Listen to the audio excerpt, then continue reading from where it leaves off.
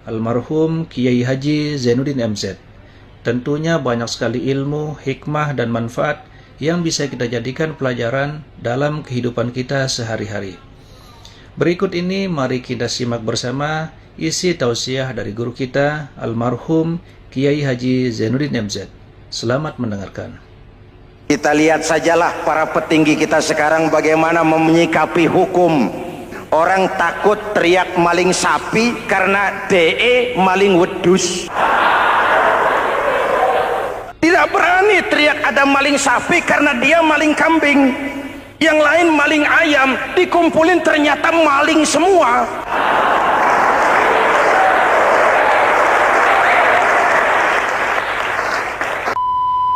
Assalamualaikum warahmatullahi Muhammadin wa ala alihi wa sahbihi ajma'in, amma ba'du. Hadirin hadirat ma'asyiral muslimin yang saya cintai, ada sebuah cerita pendek. Seorang pengendara sepeda motor ditangkap oleh Pak polisi, lalu diperiksa. Ini motor siapa? Pinjam Pak. Helm? Pinjam. SIM? Pinjam. Kata Pak polisi, tidak boleh begini. Marah yang naik sepeda motor. Pak polisi bagaimana? Kok tidak boleh? Yang punya saja bilang boleh.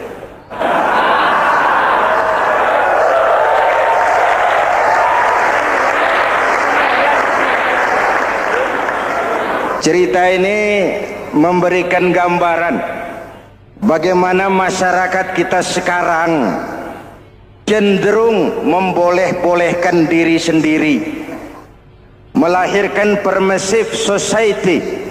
Masyarakat serba boleh dengan ukuran sakarepe dewe. Itu sebabnya agama diturunkan.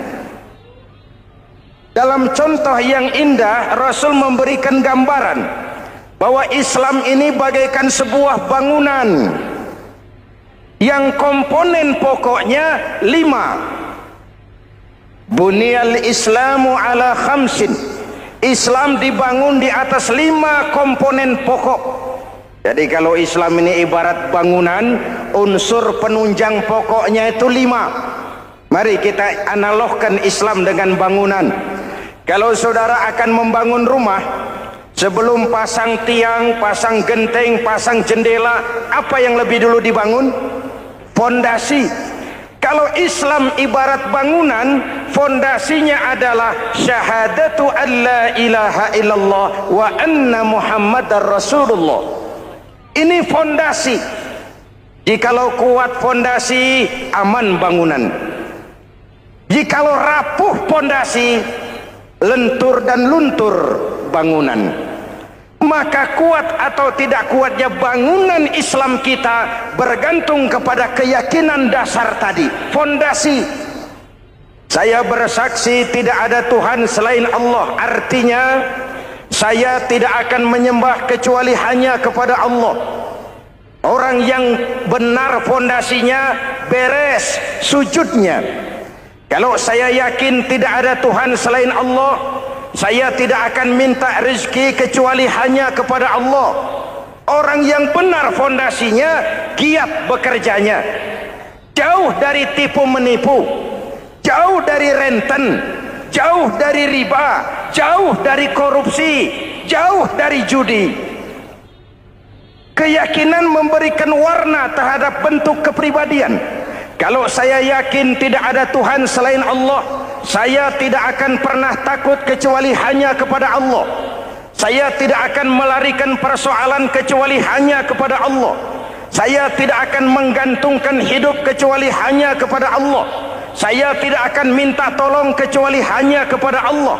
Meresap ke dalam jiwa. Untuk keyakinan seperti ini, orang-orang tua kita dahulu berlinang air mata, bersimbah darah, bahkan berkorban nyawa, melaksanakan hijrah untuk mempertahankan keyakinan. Ini intan paling mahal dan ini mutiara paling berharga. Zaman boleh berubah, tapi pondasi tidak boleh goyah. Masa boleh berganti, tapi pondasi jangan sampai mati. Karena iman kita hidup, untuk iman kita berjuang, dan dalam iman kita ingin kembali menghadap Allah Subhanahu. Masih ingat cerita tentang Bilal? Masih? Mengulang kaji saja. Bilal itu budak sahaya. Ketika masuk Islam, dipanggil oleh majikannya. Bilal, iya bos. Saya dengar kamu masuk Islam ya? Iya bos. Kok berani-beraninya kamu masuk Islam? Memangnya kamu budak siapa Bilal? Iya budak bos. Bos. Kamu kerja sama siapa? Sama bos. Bos. Yang gaji kamu siapa? Ya bos. Nah, kamu kan ngerti Bilal. Kamu budak saya, kamu kerja dengan saya, yang gaji kamu saya, yang beri makan saya. Kenapa? Kok beraninya masuk Islam padahal kamu belum saya kasih izin? Bos, bos boleh beli badan saya, tapi jangan mimpi bisa membeli jiwa saya. Tuhan boleh kuasai badan saya, tapi jangan mimpi bisa menguasai keyakinan saya. Saya memang benar Tuhan yang gaji, tapi kan saya digaji, saya kerja. Kerja itu kewajiban saya, gaji itu hak saya. Soal keyakinan jangan ikut campur bos. Kurang ajar kamu Bilal. Biarin Bilal. Begini saja, kalau kau mau meninggalkan keyakinanmu, meninggalkan Allah Tuhanmu, kau akan kami merdekakan. Tapi kalau kau tetap dalam keyakinanmu, kamu akan saya siksa sampai mati. Bagaimana? Jangan mimpi bos. Lebih baik mati berkalang tanah daripada hidup bercermin bangkai. Biar saya gugur membela keyakinan daripada hidup jadi penjilat menjual akidah. Itu prinsip.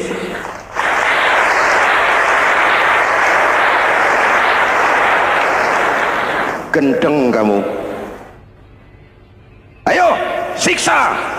Tangannya diikat, dihimpit dengan batu berat, dijemur dengan terik matahari padang pasir, terkelupas kulitnya, mengalir darah dari sekujur badannya, pecah bibirnya. Ayo Bilal, tetap bertuhan Allah dan kau akan mati di sini, atau kembali ke agama lama, kau jadi merdeka. Dari bibir yang pecah itu cuma keluar Allahu Ahad. Bilal budak badannya, merdeka jiwanya, maka namanya ditulis dengan tinta emas dalam sejarah. Kita zaman sekarang merdeka badan kita, tapi sering budak mental dan jiwa kita, maka sejarah tidak pernah mau mencatat kita.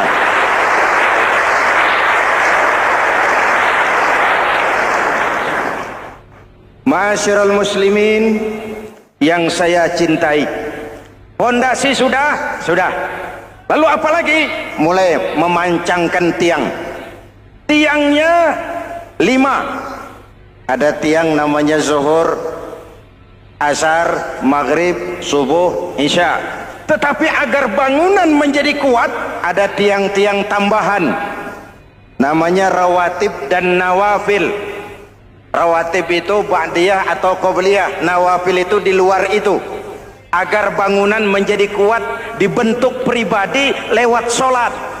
Apa filsafatnya? Pertama, solat itu simbol penyerahan total kepada Allah. Kita ini sudah kontrak. Innallaha astara minal mu'minina anfusahum wa amwalahum bi anna lahumul jannah.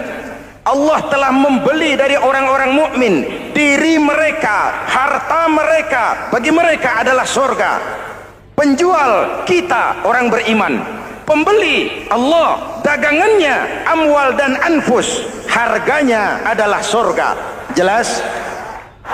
Penyerahan total itu dimulai dengan takbiratul ihram. Shalli fardal isya, Allahu akbar. Arahkan mata ke tempat kita sujud. Jangan lupa kalau sudah di atas, lupa dengan yang di bawah. Sudah jadi genteng, petatang peteteng di atas. Lalu bilang, merasa capek sendiri, kata genteng kepada tiang, tiang kamu sih enak, kata genteng, saya setengah mati di atas, kehujanan, kepanasan, kadang-kadang anak-anak nakal saya disambitin. Kata tiang, saudara genteng, ngomong jangan sembarangan ya. Kamu kira kamu bisa nongkrong dan nangkring di atas, itu gara-gara siapa genteng? Kan saya yang sokong dari bawah. Kamu jadi pejabat tinggi, jadi anggota ini, anggota itu. Kami rakyat yang angkat. Jangan sudah di atas kami ditekan. Jangan agama dijadikan topeng untuk kepentingan pribadi. Berpolitik untuk kepentingan agama, ayo. Tapi menjual agama untuk kepentingan politik, itu yang merusak agama.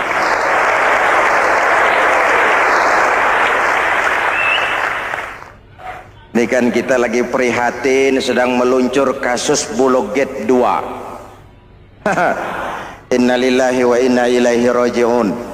Kita lihat sajalah para petinggi kita sekarang bagaimana menyikapi hukum. Sebab saya dengar ada bargaining, orang takut teriak maling sapi karena DE maling wedus. Tidak berani teriak ada maling sapi karena dia maling kambing. Yang lain maling ayam, dikumpulin ternyata maling semua.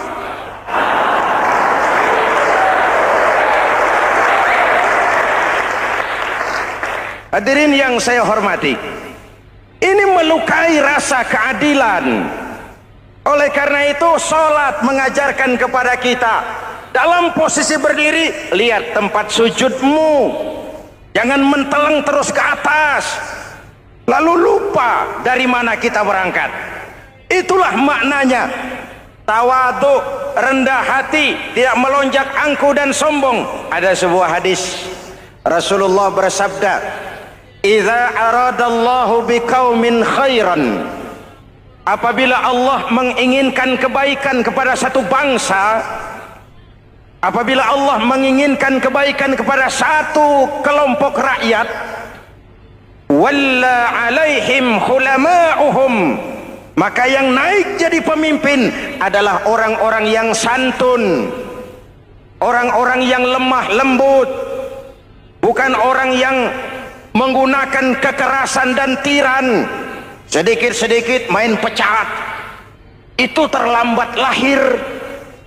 Mestinya lahir di zaman Hitler, mestinya lahir di zaman Benito Mussolini, atau kalau mau lebih klasik lagi di zaman Fir'aun. Kalau Allah menginginkan kebaikan kepada satu masyarakat, satu bangsa, satu negara, naiklah orang-orang yang santun, yang ngayomi, yang menjadi solusi dan jalan keluar untuk kepentingan rakyatnya, mampu memberikan keteladanan. Saya tertarik dengan pidato Presiden Cina pada saat dilantik. Cina, Presiden Cina pasti tidak tahu Pancasila, pasti tidak kenal Islam, tapi pidato pelantikannya, berikan saya 100 peti mati, yang 99 akan saya pakai buat koruptor, yang satu akan saya pakai sendiri kalau kamu lihat saya tidak benar. Luar biasa. Yang diperlukan sekarang ini keteladanan, hulama'uhum, sikap ngayomi, mencari jalan keluar, bukan memamerkan kekuasaan, memamerkan kekuatan, arogansi, menghormati perbedaan. Itu ciri demokrasi.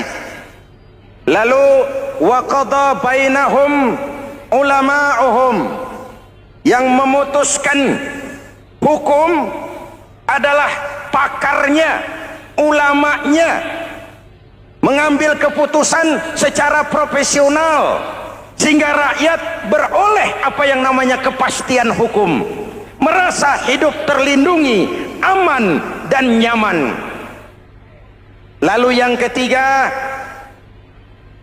wa ja'alal mala fi askhiyaihim, peredaran harta, pergerakan ekonomi berada di tangan orang-orang yang pemurah, yang tidak mau kaya sendiri, tidak mau senyum di atas penderitaan orang lain, menari di atas bangkai saudaranya. Hadirin yang saya hormati, ini cirinya.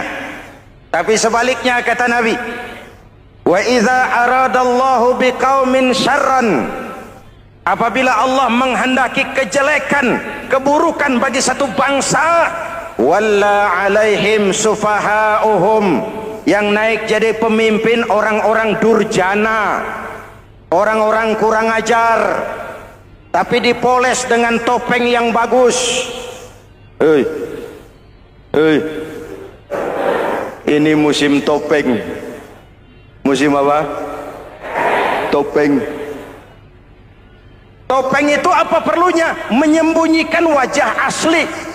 Sekarang ini Dracula berwajah Arjuna. Ini musim topeng. Kita rakyat harus hati-hati dan punya filter, mampu memilah dan memilih. Walla alaihim sufahauhum wa qada bainahum juhaluhum, yang memutuskan hukum, yang mengambil keputusan orang-orang bodoh.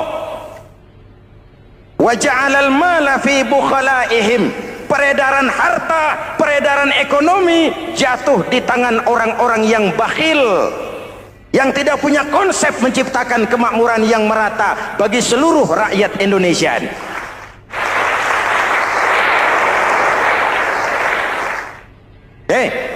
Kita kembali kepada tiang. Ini kan lagi cerita tiang tadi ya. Kalau sedang berdiri, lihat tempat sujud, jangan menteleng terus ke atas. Terserang penyakit tamak bin rakus alias serakah. Nah, selesai. Anggota badan yang paling terhormat ini kepala. Ketika sujud, sama rendahnya dengan telapak kaki. Allahu Akbar, yang besar cuma Allah. Apa bedanya saya dengan saudara? Tidak ada, kecuali saya ngomong saudara dengerin. Kita sama-sama beribadah, sama-sama mencari nilai tambah di hadapan Allah. Apa saya lebih penting dari saudara? Belum tentu. Apa saya lebih hebat dari saudara? Belum tentu. Perasaan lebih penting, lebih hebat, lebih jago setan. Jelas? Ayo tundukkan kepala, dia sama rendahnya dengan telapak kaki kita. Yang besar cuma Allah. Allahu Akbar. Lalu diakhiri dengan menebarkan salam. Assalamualaikum warahmatullah. Assalamualaikum warahmatullah. Menebarkan salam, mewujudkan rasa aman, damai, bukan menimbulkan keresahan. Hadirin yang saya hormati, ini karakteristik kita.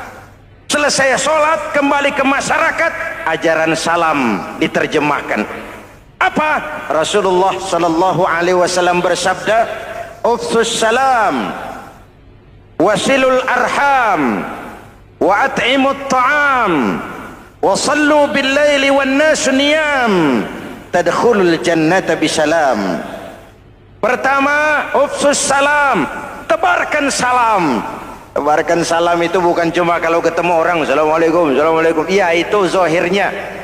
Tetapi hidup di tengah masyarakat memberikan rasa aman, rasa damai, menjadi pengayom bagi lingkungan, menjadi rahmah bagi semesta. Dalam Islam jangankan manusia, binatang saja dilindungi kok. Betul? Betul? Coba kalau belajar istinja itu kan makruh buang air kecil di tanah yang berlubang. Kenapa? Pertama, melindungi binatang yang ada dalam lubang. Siapa tahu di lubang yang saudara kencingi ada semut sedang rapat. Membahas Bologet jilid 2. Apa dosanya lalu mati dikencingi? Ini namanya rahmatan lis semut. Binatang saja dilindungi. Ada hadis, kalau kamu menyembelih hewan, sembelilah dengan cara yang terbaik. Jangan menyembelih ayam dengan pisau tumpul. Ini ajaran apa? Ajaran tentang peri kebinatangan. Rahmatan, memberikan rahmah, salam, keselamatan dan kedamaian kepada masyarakat lingkungan. Itu misi seorang muslim.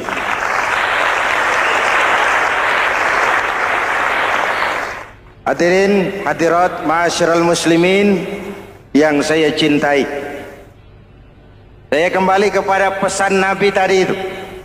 Pertama, ufsus salam, sebarkan salam. Sekarang ini kan yang banyak sebarkan isu, sebarkan fitnah, hancurkan nama baik orang, hantam orang di mana-mana. Padahal yang diajarkan ufsus salam, sebarkan perdamaian, bukan permusuhan. Cari kebenaran, bukan kemenangan. Lalu yang kedua, wasilul arham, sambungkan silaturahmi, tegakkan semangat kekeluargaan dan persaudaraan. Karena kita sudah diikat dengan tali akidah. Mari kita saling bertanya setelah lewat hari-hari yang dimana kita seperti saling berhadapan, seperti tercabut dari akar budaya kita sebagai bangsa.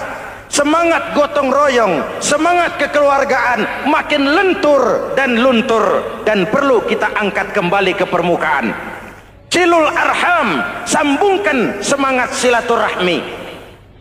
Wa at'imut ta'am, berikan makan orang-orang yang kelaparan. Mempunyai kepekaan dan kepedulian. Jangan menari di atas penderitaan orang, jangan tersenyum di atas isak tangis tetangga. At'imut ta'am, mempunyai kepedulian yang tinggi. Wasallu bil laili wan nasu niyam, bangunlah di keheningan malam ketika orang sedang tidur. Istilah saya, kalau mau telepon Allah, jangan lupa nomor teleponnya, 44342, jumlahnya 17. Zuhur, asar, maghrib, isya, subuh, 44342. Jangan ragu-ragu, kalau angka cukup telepon sambung, kalau angka kurang hati-hati salah sambung. Pak, mau sambung yang lebih cepat bagaimana? Bisa, selain nomor itu coba pakai sambungan langsung jarak jauh, namanya SLJJ. Kapan? Tengah malam. Kenapa tengah malam? Lebih murah. Lebih murah. Saluran kosong, telepon jarang yang pakai, orang banyak tidur. Wa minal laili fatahajjad bihi nafilatan lak asa ayyab'atsaka rabbuka maqaman mahmuda. Nun, di keheningan malam bangun. Seperti bapak-bapak, ibu-ibu sering bangun tengah malam ya Bu? Ya. Ngapain? Kalau bangun tengah malamnya sih saya percaya, cuma urusannya apa? Kira bangun tengah malam mau tahajud, malaikat sudah mau nulis, cuma buang air kecil, tidur lagi. Hampir salah tulis saya.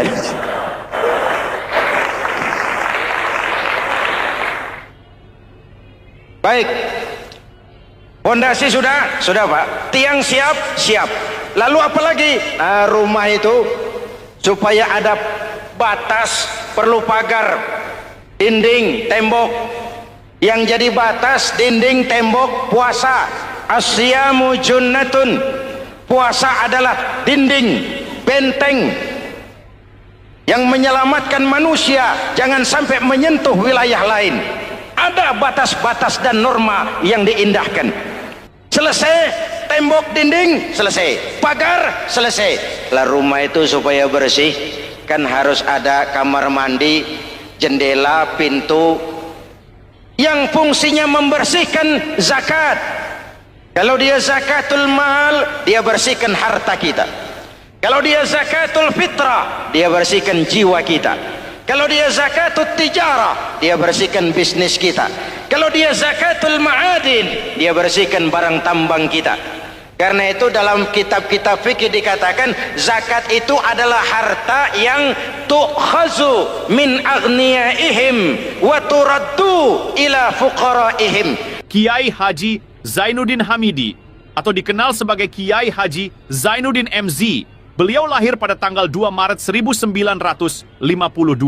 Kiai Haji Zainuddin MZ adalah seorang pemuka agama Islam di Indonesia yang populer melalui ceramahnya di radio dan televisi. Julukannya adalah Dai Berjuta Umat karena dakwahnya yang dapat menyentuh seluruh lapisan masyarakat. Dan ia pernah menjabat sebagai Ketua Umum Partai Bintang Reformasi, kemudian digantikan oleh Bursah Zarnubi. Kiai Haji Zainuddin MZ merupakan anak tunggal buah cinta pasangan Turmudzi dan Zainabun dari keluarga Betawi asli. Ayahnya yang pensiunan pegawai PLN adalah seorang yang taat beragama, sementara ibunya seorang ibu rumah tangga. Sejak umur 2 tahun, Kiai Haji Zainuddin MZ sudah ditinggal sang ayah.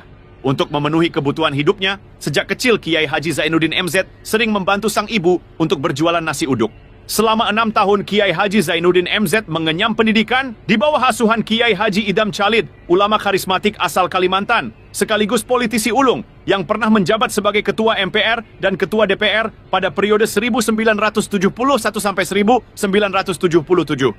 Kiai Haji Zainuddin MZ ini semakin dikenal masyarakat ketika ceramahnya mulai memasuki dunia rekaman. Kasetnya beredar bukan saja di seluruh pelosok Nusantara, tetapi juga ke beberapa negara Asia. Kiai Haji Zainuddin MZ pernah diangkat menjadi anggota Majelis Permusyawaratan Rakyat Republik Indonesia periode 1997 sampai 1999. Beliau pernah mengisi di suatu acara TV, seperti acara Tabligh Akbar Ramadan, Indosiar mulai dari tahun 2000 sampai tahun 2001. Acara TV pengantar sahur dan berbuka puasa, Indosiar, dari tahun 1999 sampai 2002. Dakwah puasa acara TV SCTV dari tahun 1991 sampai 2001. Kiai Haji Zainuddin MZ meninggal dunia pada 5 Juli 2011 dalam perjalanan menuju Rumah Sakit Pusat Pertamina karena serangan jantung dan gula darah. Ia meninggal setelah sarapan bersama keluarga di rumahnya Gandaria 1, Kebayoran Baru, Jakarta Selatan.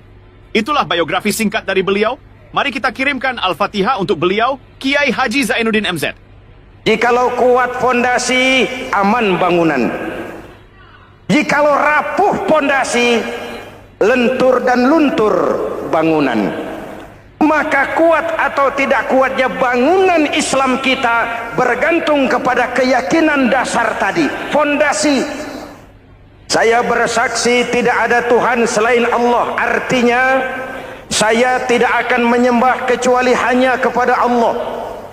Orang yang benar fondasinya beres sujudnya. Kalau saya yakin tidak ada Tuhan selain Allah, saya tidak akan minta rezeki kecuali hanya kepada Allah. Orang yang benar fondasinya, giat bekerjanya, jauh dari tipu menipu, jauh dari renten, jauh dari riba, jauh dari korupsi, jauh dari judi. Keyakinan memberikan warna terhadap bentuk kepribadian. Kalau saya yakin tidak ada Tuhan selain Allah, saya tidak akan pernah takut kecuali hanya kepada Allah. Saya tidak akan melarikan persoalan kecuali hanya kepada Allah. Saya tidak akan menggantungkan hidup kecuali hanya kepada Allah. Saya tidak akan minta tolong kecuali hanya kepada Allah. Meresap ke dalam jiwa. Untuk keyakinan seperti ini, orang-orang tua kita dahulu berlinang air mata, bersimbah darah, bahkan berkorban nyawa, melaksanakan hijrah untuk mempertahankan keyakinan. Ini intan paling mahal dan ini mutiara paling berharga. Zaman boleh berubah, tapi pondasi tidak boleh goyah. Masa boleh berganti, tapi pondasi jangan sampai mati. Karena iman kita hidup, untuk iman kita berjuang, dan dalam iman kita ingin kembali menghadap Allah Subhanahu. Masih ingat cerita tentang Bilal? Masih? Mengulang kaji saja. Bilal itu budak sahaya. Ketika masuk Islam, dipanggil oleh majikannya. Bilal, iya bos. Saya dengar kamu masuk Islam ya? Iya bos. Kok berani-beraninya kamu masuk Islam? Memangnya kamu budak siapa Bilal? Ya budak bos. Bos. Kamu kerja sama siapa? Sama bos. Bos. Yang gaji kamu siapa? Ya bos. Nah, kamu kan ngerti Bilal. Kamu budak saya, kamu kerja dengan saya, yang gaji kamu saya, yang beri makan saya. Kenapa? Kok beraninya masuk Islam padahal kamu belum saya kasih izin? Bos, bos boleh beli badan saya, tapi jangan mimpi bisa membeli jiwa saya. Tuhan boleh kuasai badan saya, tapi jangan mimpi bisa menguasai keyakinan saya. Saya memang benar Tuhan yang gaji, tapi kan saya digaji, saya kerja. Kerja itu kewajiban saya, gaji itu hak saya. Soal keyakinan, jangan ikut campur bos. Kurang ajar kamu Bilal. Biarin. Bilal, begini saja. Kalau kau mau meninggalkan keyakinanmu, meninggalkan Allah Tuhanmu, kau akan kami merdekakan. Tapi kalau kau tetap dalam keyakinanmu, kamu akan saya siksa sampai mati. Bagaimana? Jangan mimpi bos. Lebih baik mati berkalang tanah daripada hidup bercermin bangkai. Biar saya gugur membela keyakinan daripada hidup jadi penjilat menjual akidah. Itu prinsip.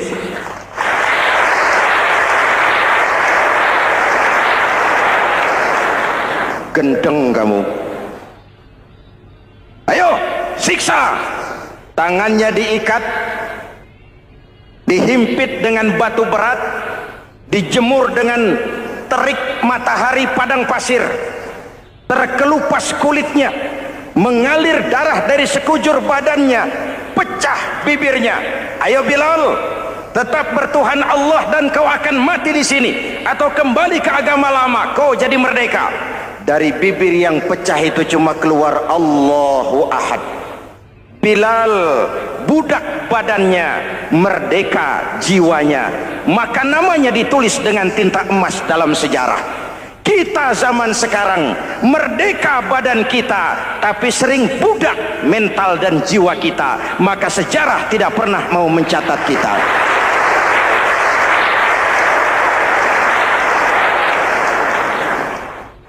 Ma'asyiral muslimin yang saya cintai, fondasi sudah. Lalu apa lagi? Mulai memancangkan tiang. Tiangnya 5. Ada tiang namanya zuhur, asar, maghrib, subuh, isya. Tetapi agar bangunan menjadi kuat, ada tiang-tiang tambahan. Namanya rawatib dan nawafil. Rawatib itu ba'diyah atau qobliyah, nawafil itu di luar itu. Agar bangunan menjadi kuat, dibentuk pribadi lewat sholat. Apa filsafatnya? Pertama, sholat itu simbol penyerahan total kepada Allah. Kita ini sudah kontrak.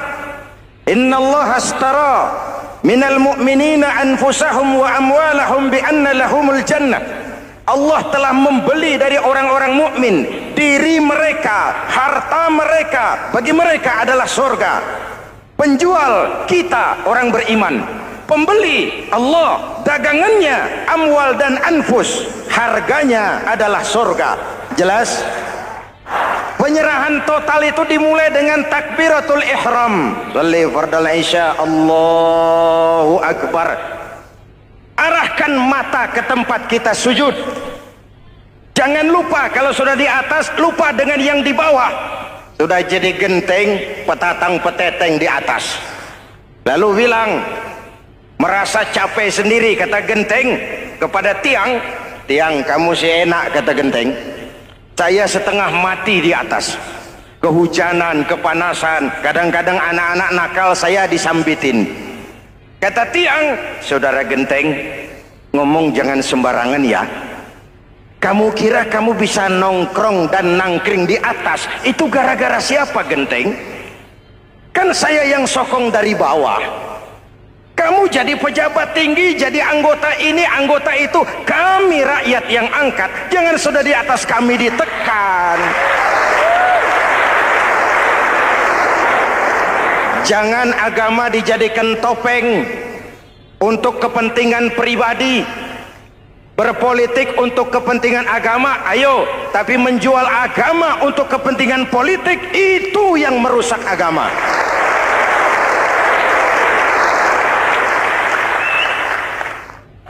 Ini kan kita lagi prihatin sedang meluncur kasus Bulog Gate 2. Innalillahi wa inna ilaihi raji'un. Kita lihat sajalah para petinggi kita sekarang bagaimana menyikapi hukum. Sebab saya dengar ada bargaining, orang takut teriak maling sapi karena DE maling wedus. Tidak berani teriak ada maling sapi karena dia maling kambing. Yang lain maling ayam, dikumpulin ternyata maling semua.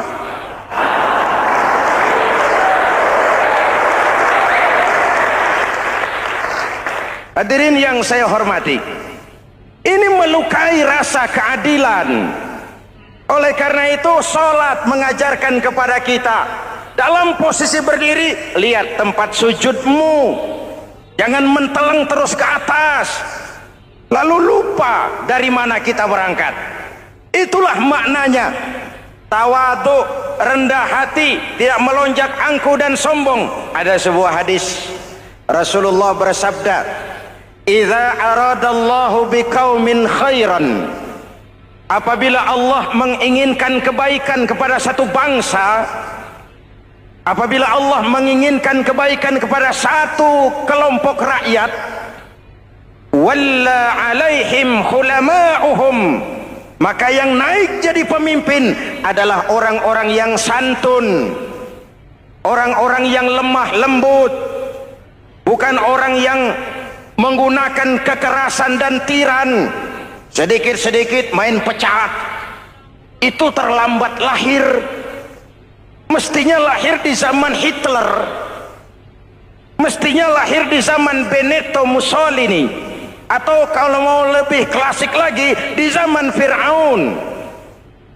Kalau Allah menginginkan kebaikan kepada satu masyarakat, satu bangsa, satu negara, naiklah orang-orang yang santun, yang ngayomi, yang menjadi solusi dan jalan keluar untuk kepentingan rakyatnya, mampu memberikan keteladanan.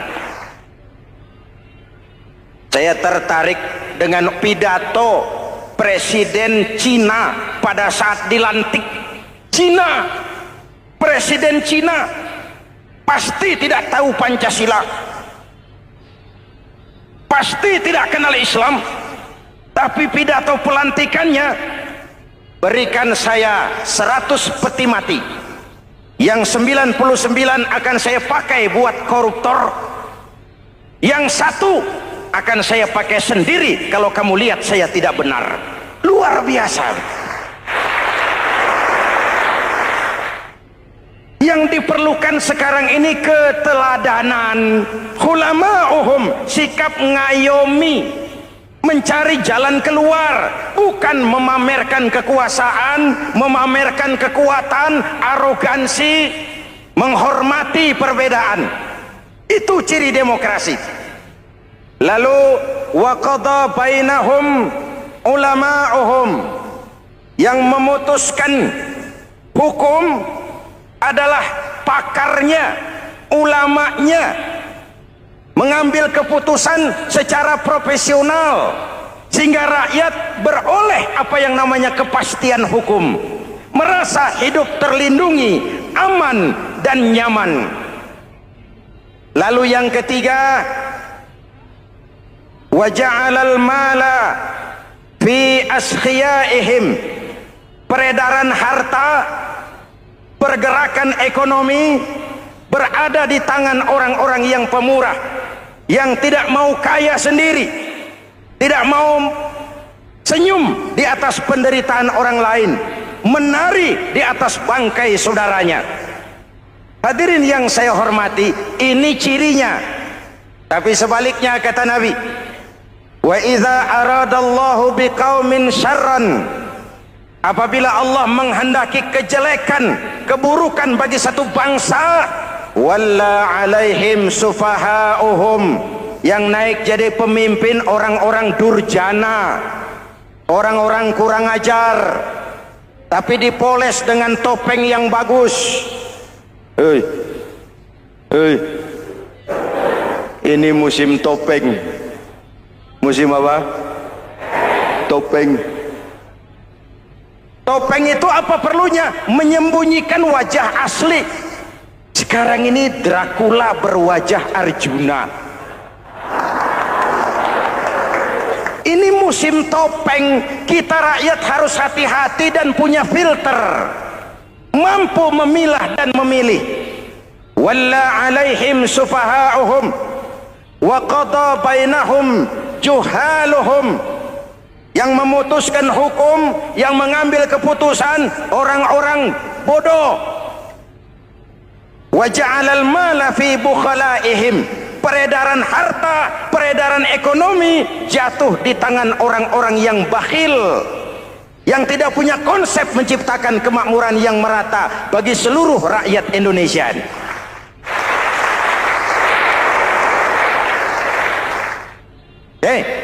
Kita kembali kepada tiang. Ini kan lagi cerita tiang tadi ya. Kalau sedang berdiri, lihat tempat sujud, jangan menteleng terus ke atas. Terserang penyakit tamak bin rakus alias serakah. Nah, selesai. Anggota badan yang paling terhormat ini kepala. Ketika sujud, sama rendahnya dengan telapak kaki. Allahu Akbar, yang besar cuma Allah. Apa bedanya saya dengan saudara? Tidak ada, kecuali saya ngomong saudara dengerin. Kita sama-sama beribadah, sama-sama mencari nilai tambah di hadapan Allah. Apa saya lebih penting dari saudara? Belum tentu. Apa saya lebih hebat dari saudara? Belum tentu. Perasaan lebih penting, lebih hebat, lebih jago setan. Jelas? Ayo tundukkan kepala, dia sama rendahnya dengan telapak kaki kita. Yang besar cuma Allah. Allahu Akbar. Lalu diakhiri dengan menebarkan salam. Assalamualaikum warahmatullah. Assalamualaikum warahmatullah. Menebarkan salam, mewujudkan rasa aman, damai, bukan menimbulkan keresahan. Hadirin yang saya hormati, ini karakteristik kita. Selesai sholat, kembali ke masyarakat, ajaran salam diterjemahkan. Apa? Rasulullah sallallahu alaihi wasallam bersabda, "Ufsus salam, wasilul arham, wa at'imut ta'am, wa sallu bil laili wan nasu niyam, tadkhulul jannata bisalam." Pertama, ufsus salam, tebarkan salam. Tebarkan salam itu bukan cuma kalau ketemu orang assalamualaikum, assalamualaikum. Iya, itu zahirnya. Tetapi hidup di tengah masyarakat memberikan rasa aman, rasa damai, menjadi pengayom bagi lingkungan, menjadi rahmah bagi semesta. Dalam Islam jangankan manusia, binatang saja dilindungi kok. Betul? Betul? Coba kalau belajar istinja itu kan makruh buang air kecil di tanah yang berlubang. Kenapa? Pertama, melindungi binatang yang ada dalam lubang. Siapa tahu di lubang yang saudara kencingi ada semut sedang rapat. Membahas Bologet jilid 2. Apa dosanya lalu mati dikencingi? Ini namanya rahmatan lis semut. Binatang saja dilindungi. Ada hadis, kalau kamu menyembelih hewan, sembelilah dengan cara yang terbaik. Jangan menyembelih ayam dengan pisau tumpul. Ini ajaran apa? Ajaran tentang peri kebinatangan. Rahmatan, memberikan rahmah, salam, keselamatan dan kedamaian kepada masyarakat lingkungan. Itu misi seorang muslim.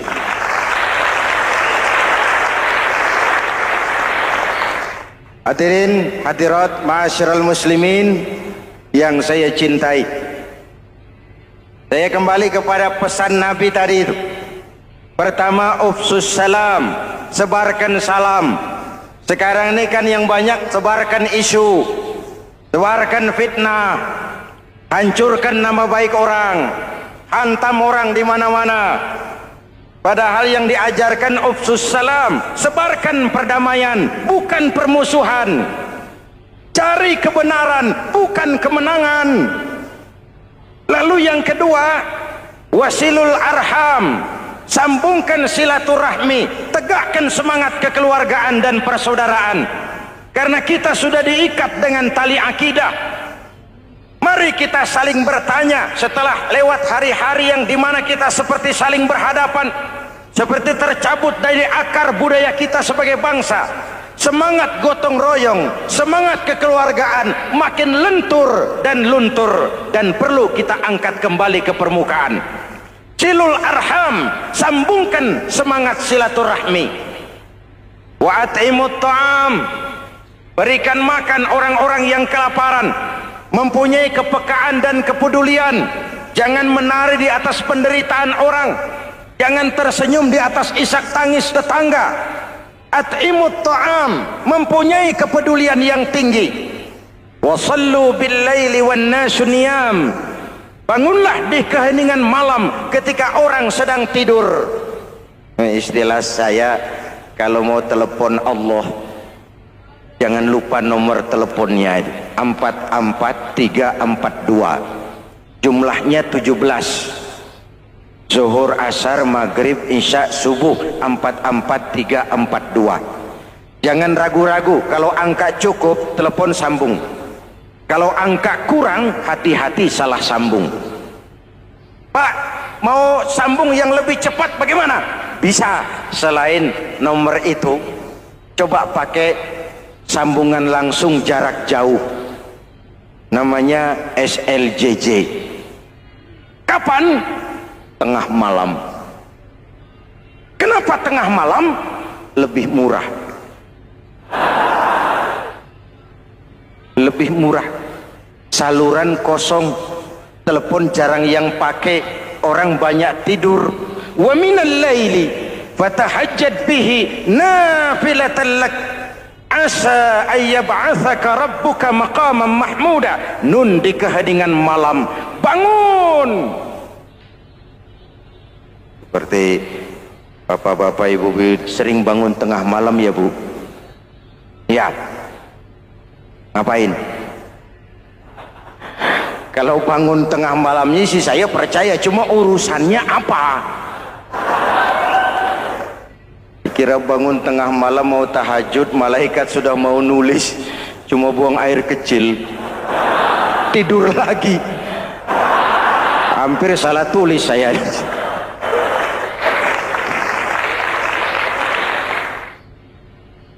Baik, fondasi sudah Pak, tiang siap, lalu apa lagi? Nah, rumah itu supaya ada batas, perlu pagar, dinding, tembok. Yang jadi batas, dinding, tembok, puasa. Asyamu junnatun, puasa adalah dinding, benteng yang menyelamatkan manusia jangan sampai menyentuh wilayah lain. Ada batas-batas dan norma yang diindahkan. Selesai, tembok, dinding, selesai. Pagar, selesai. Lah rumah itu supaya bersih, kan harus ada kamar mandi, jendela, pintu, yang fungsinya membersihkan zakat. Kalau dia zakatul mal, dia bersihkan harta kita. Kalau dia zakatul fitrah, dia bersihkan jiwa kita. Kalau dia zakatul tijarah, dia bersihkan bisnis kita.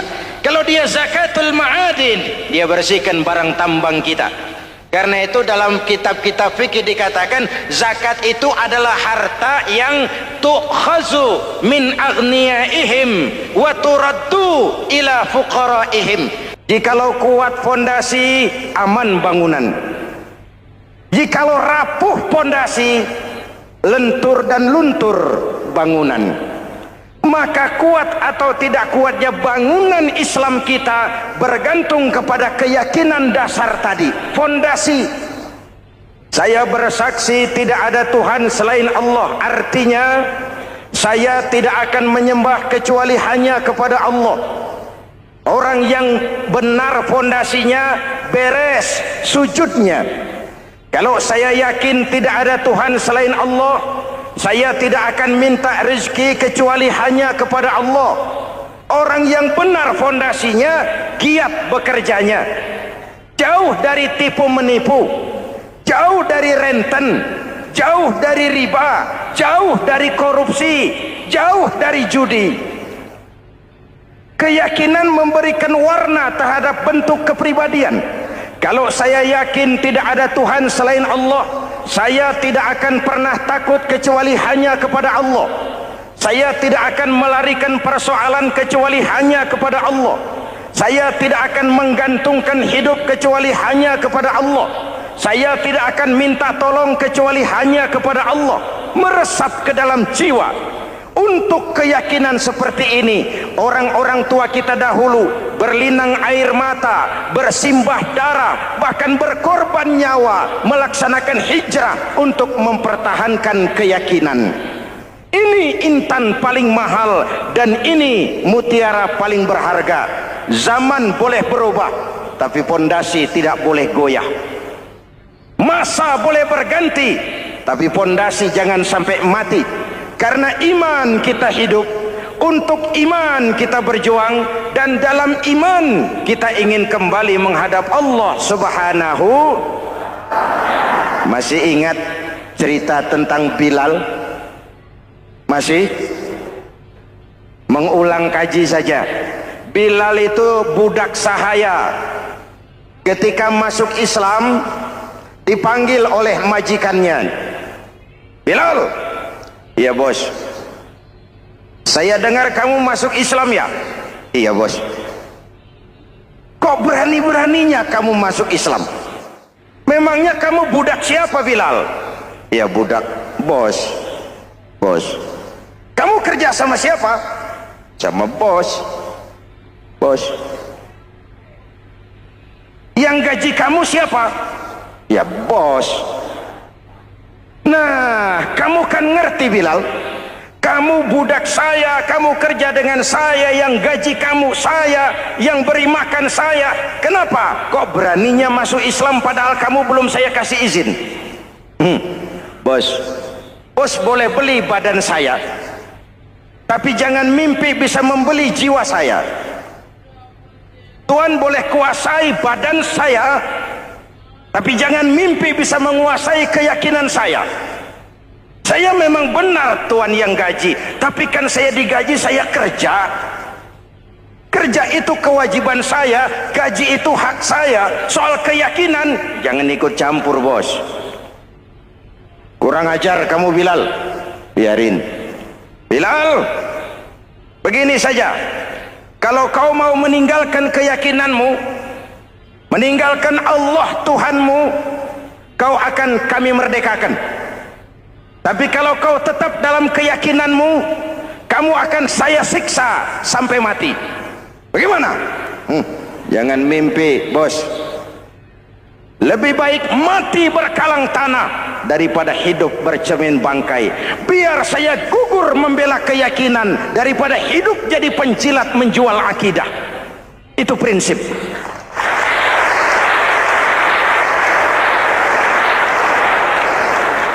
Gendeng kamu. Ayo siksa. Tangannya diikat, dihimpit dengan batu berat, dijemur dengan terik matahari padang pasir, terkelupas kulitnya, mengalir darah dari sekujur badannya, pecah bibirnya. Ayo Bilal, tetap bertuhan Allah dan kau akan mati di sini, atau kembali ke agama lama, kau jadi merdeka. Dari bibir yang pecah itu cuma keluar Allahu Ahad. Subhanallah, sangat luar biasa apa yang sudah dijelaskan oleh guru kita almarhum Kiai Haji Zainuddin MZ.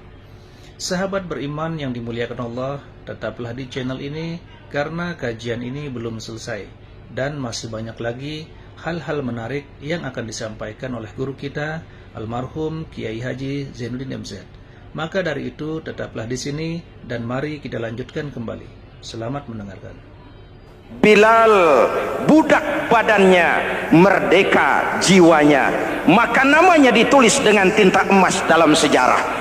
Kita zaman sekarang merdeka badan kita, tapi sering budak mental dan jiwa kita, maka sejarah tidak pernah mau mencatat kita.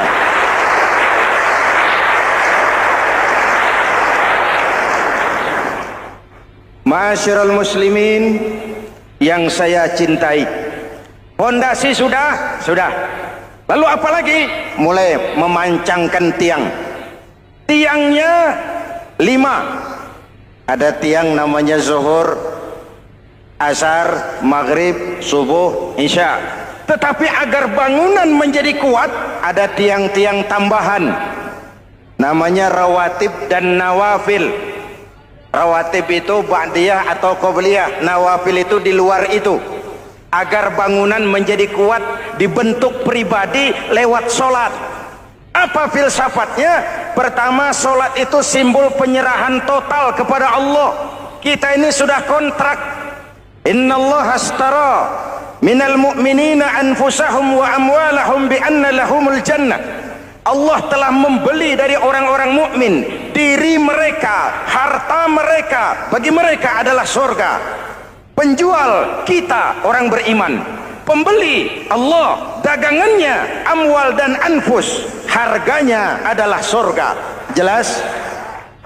Penyerahan total itu dimulai dengan takbiratul ihram. Shalli fardal isya, Allahu akbar. Arahkan mata ke tempat kita sujud. Jangan lupa kalau sudah di atas, lupa dengan yang di bawah. Sudah jadi genteng, petatang peteteng di atas. Lalu bilang, merasa capek sendiri, kata genteng kepada tiang. Tiang, kamu sih enak, kata genteng. Saya setengah mati di atas. Kehujanan, kepanasan, kadang-kadang anak-anak nakal saya disambitin. Kata tiang, saudara genteng, ngomong jangan sembarangan ya. Kamu kira kamu bisa nongkrong dan nangkring di atas, itu gara-gara siapa genteng? Kan saya yang sokong dari bawah. Kamu jadi pejabat tinggi, jadi anggota ini, anggota itu. Kami rakyat yang angkat, jangan sudah di atas kami ditekan.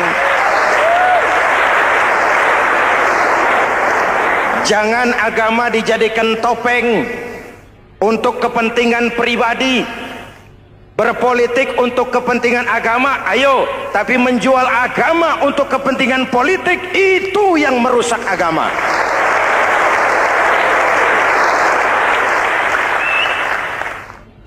Ini kan kita lagi prihatin sedang meluncur kasus Bulog Gate 2. Innalillahi wa inna ilaihi raji'un. Kita lihat sajalah para petinggi kita sekarang bagaimana menyikapi hukum. Sebab saya dengar ada bargaining, orang takut teriak maling sapi karena DE maling wedus. Tidak berani teriak ada maling sapi karena dia maling kambing. Yang lain maling ayam, dikumpulin ternyata maling semua.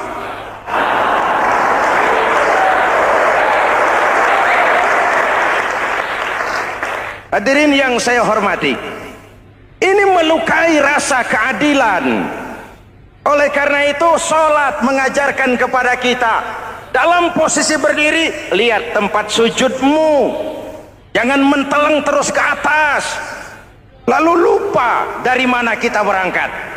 Itulah maknanya tawadhu, rendah hati, tidak melonjak angku dan sombong. Ada sebuah hadis Rasulullah bersabda, "Idza aradallahu biqaumin khairan."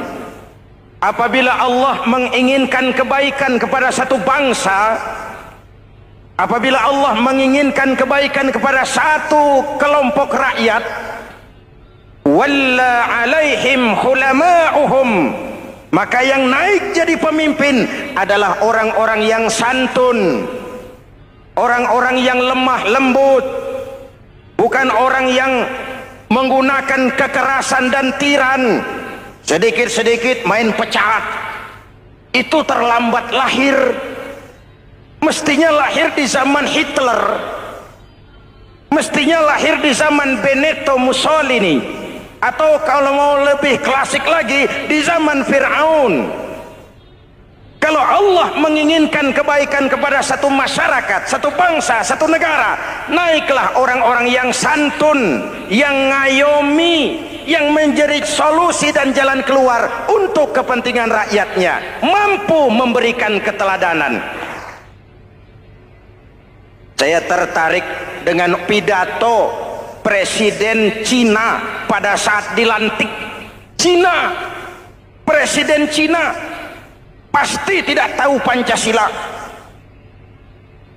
pasti tidak kenal Islam, tapi pidato pelantikannya, berikan saya 100 peti mati, yang 99 akan saya pakai buat koruptor, yang satu akan saya pakai sendiri kalau kamu lihat saya tidak benar.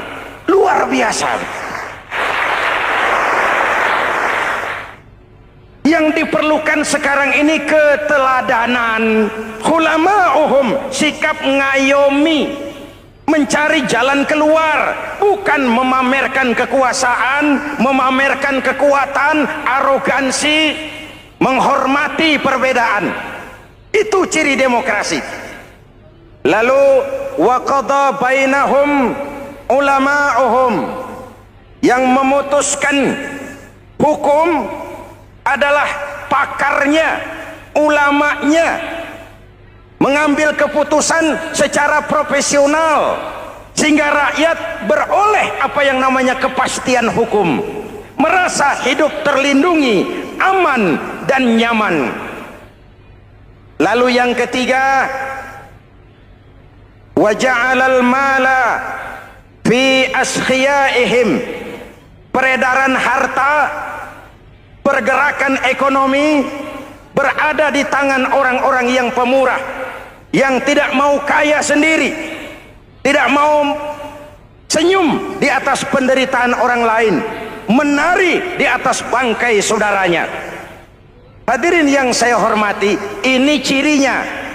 Tapi sebaliknya kata Nabi, wa idza aradallahu biqaumin syarran, apabila Allah menghendaki kejelekan, keburukan bagi satu bangsa, walla alaihim sufaha'uhum, yang naik jadi pemimpin orang-orang durjana, orang-orang kurang ajar, tapi dipoles dengan topeng yang bagus. Ini musim topeng. Musim apa? Topeng. Topeng itu apa perlunya? Menyembunyikan wajah asli. Sekarang ini Dracula berwajah Arjuna. Ini musim topeng. Kita rakyat harus hati-hati dan punya filter, mampu memilah dan memilih. Walla alaihim sufaha'uhum wa qada bainahum juhaluhum, yang memutuskan hukum, yang mengambil keputusan orang-orang bodoh. Wa ja'alal mala fi bukhalaihim, peredaran harta, peredaran ekonomi jatuh di tangan orang-orang yang bakhil, yang tidak punya konsep menciptakan kemakmuran yang merata bagi seluruh rakyat Indonesia.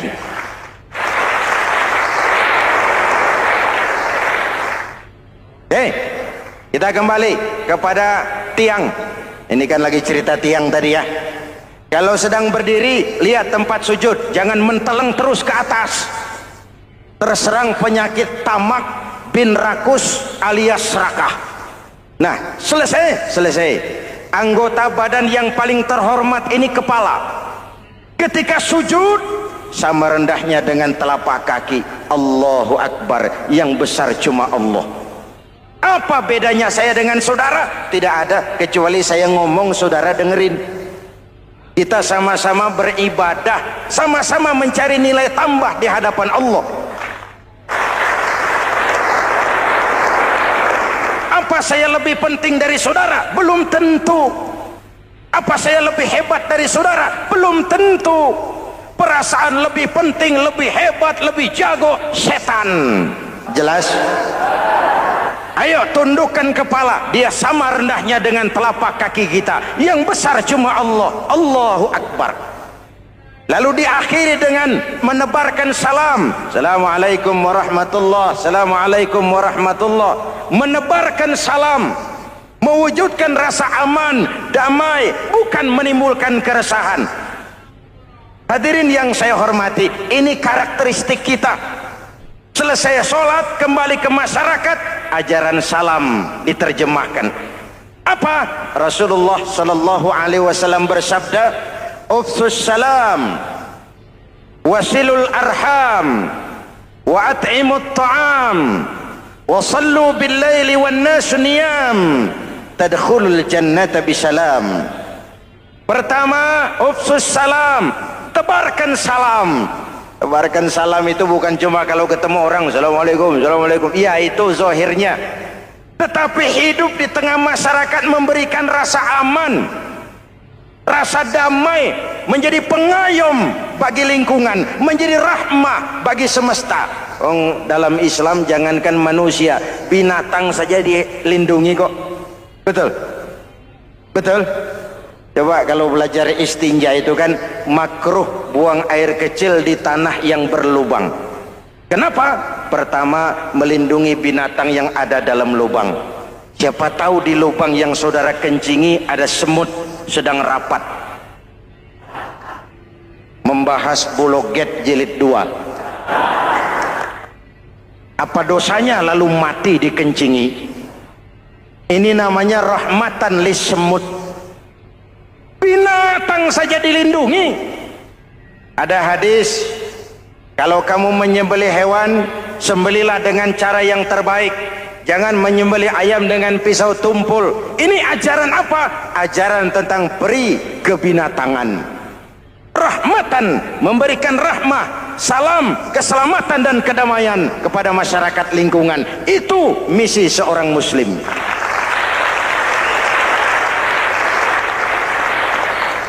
Hadirin hadirat ma'asyiral muslimin yang saya cintai, saya kembali kepada pesan Nabi tadi itu. Pertama, ufsus salam, sebarkan salam. Sekarang ini kan yang banyak sebarkan isu, sebarkan fitnah, hancurkan nama baik orang, hantam orang di mana-mana. Padahal yang diajarkan ufsus salam, sebarkan perdamaian, bukan permusuhan. Cari kebenaran, bukan kemenangan. Lalu yang kedua, wasilul arham, sambungkan silaturahmi, tegakkan semangat kekeluargaan dan persaudaraan. Karena kita sudah diikat dengan tali akidah. Mari kita saling bertanya setelah lewat hari-hari yang dimana kita seperti saling berhadapan, seperti tercabut dari akar budaya kita sebagai bangsa. Semangat gotong royong, semangat kekeluargaan makin lentur dan luntur, dan perlu kita angkat kembali ke permukaan. Silul arham, sambungkan semangat silaturahmi. Wa at'imut ta'am, berikan makan orang-orang yang kelaparan. Mempunyai kepekaan dan kepedulian. Jangan menari di atas penderitaan orang, jangan tersenyum di atas isak tangis tetangga. At'imut ta'am, mempunyai kepedulian yang tinggi. Wa sallu bil laili wan nasu niyam, bangunlah di keheningan malam ketika orang sedang tidur.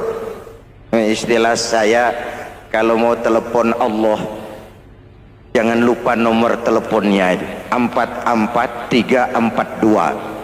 Jumlahnya 17. Zuhur, asar, maghrib, isya, subuh 44342. Jangan ragu-ragu, kalau angka cukup telepon sambung.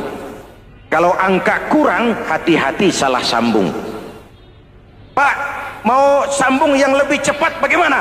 Bisa, selain nomor itu coba pakai sambungan langsung jarak jauh, namanya SLJJ.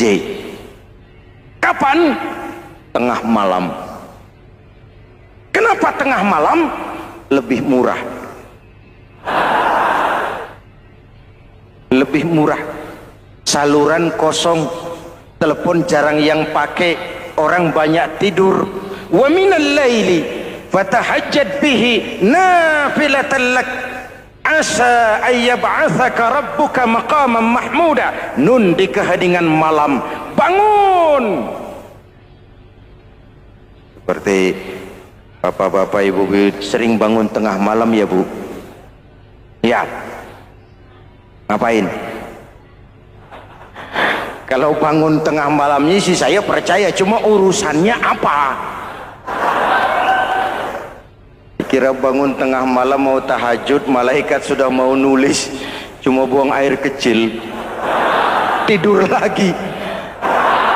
Hampir salah tulis saya.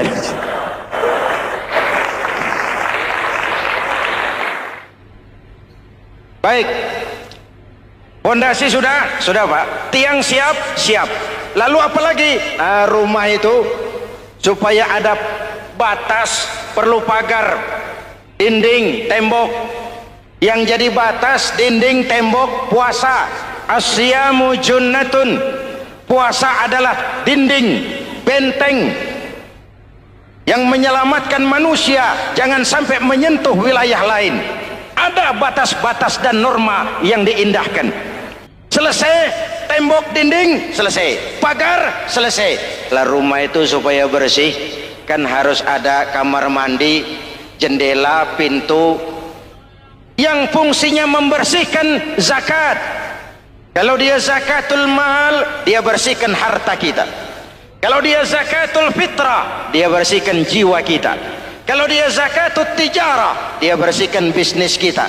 Kalau dia zakatul ma'adin, dia bersihkan barang tambang kita. Karena itu dalam kitab-kitab fikih dikatakan zakat itu adalah harta yang tu'khazu min aghniyaihim wa turaddu ila fuqaraihim. Alhamdulillahirrabbilalamin. Demikianlah kajian yang sangat luar biasa yang sudah disampaikan oleh guru kita almarhum Kiai Haji Zainuddin MZ. Banyak sekali ilmu, hikmah, dan manfaat yang bisa kita jadikan pelajaran dalam kehidupan kita sehari-hari. Sahabat beriman yang dimuliakan Allah, mari kita doakan guru kita, semoga beliau diampuni segala dosa-dosanya dan dilapangkan kuburnya. Amin ya Rabbal Alamin. Dan buat sahabat semua yang sudah setia mendengarkan tausiah ini sampai selesai, saya ucapkan terima kasih banyak. Semoga Allah Subhanahu wa Ta'ala senantiasa selalu melimpahkan rahmat dan karunia-Nya kepada sahabat semua, selalu diberikan kesehatan, dimudahkan segala urusannya, dan dilancarkan rezekinya. Amin amin ya Rabbal Alamin. Sahabat beriman yang dimuliakan Allah, demikian yang dapat saya bagikan. Semoga bermanfaat, dan kurang lebihnya mohon maaf. Sampai bertemu lagi di kajian berikutnya. Wabillahi taufiq wal hidayah wa ridha wal inayah. Wassalamualaikum warahmatullahi wabarakatuh.